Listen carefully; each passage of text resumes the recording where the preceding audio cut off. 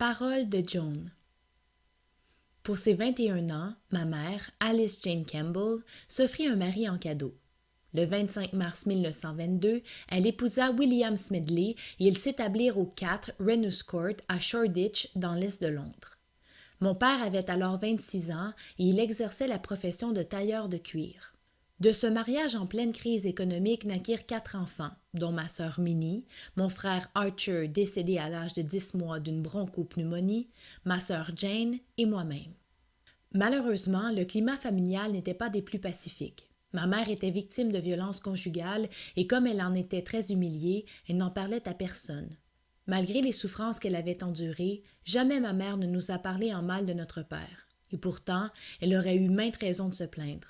Je sais qu'après sa séparation, maman se présentait régulièrement à la cour pour obtenir sa pension alimentaire et qu'elle en revenait souvent en pleurant, sans le sou. Très peu de temps après sa séparation, ma mère dut retourner travailler pour subvenir à nos besoins. Je revois ses genoux rougis d'avoir lavé les planchers. Elle n'avait pas le temps de sortir pendant ces années-là et lorsqu'elle le faisait, n'ayant pas les moyens de payer une gardienne, elle nous amenait avec elle. Ses sous étaient comptés. À preuve, un jour, nous étions à faire des emplettes quand maman s'aperçut que je boitais.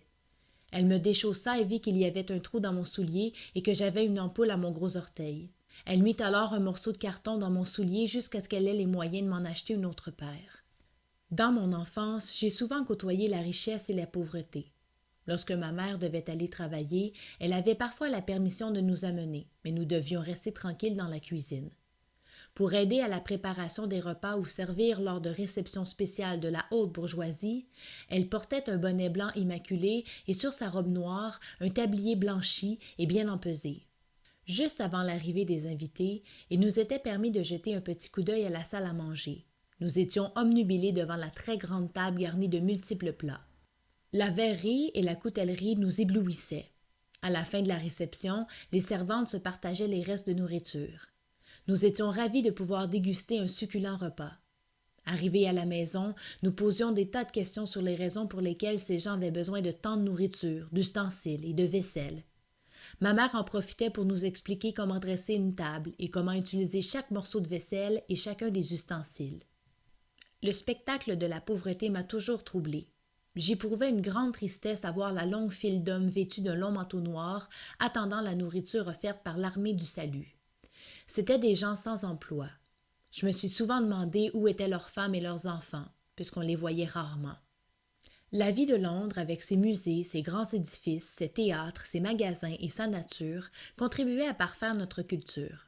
Des magasins comme chez Harrods étaient au-delà de nos moyens, mais nous aimions faire du lèche-vitrine.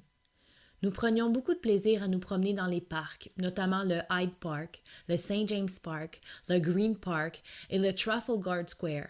C'était agréable d'y nourrir les cygnes et les pigeons. En raison de la Seconde Guerre mondiale, j'ai vécu dans une dizaine de familles d'accueil. Quelques semaines après les premiers bombardements, ma sœur et moi avons dû laisser la famille sans même avoir le temps de dire au revoir à notre mère. J'étais bouleversée à l'idée de quitter ma famille. Je me sentais déchirée. Des agents de la Croix-Rouge nous amenèrent à la gare par autobus. Là, ils nous remirent des petits sacs bruns en papier avec un lunch et un billet d'identité attaché à notre manteau. Des enfants et des adultes pleuraient sur le quai de la gare. Certains enfants étaient arrachés des bras de leur mère en larmes. C'était terrible à voir.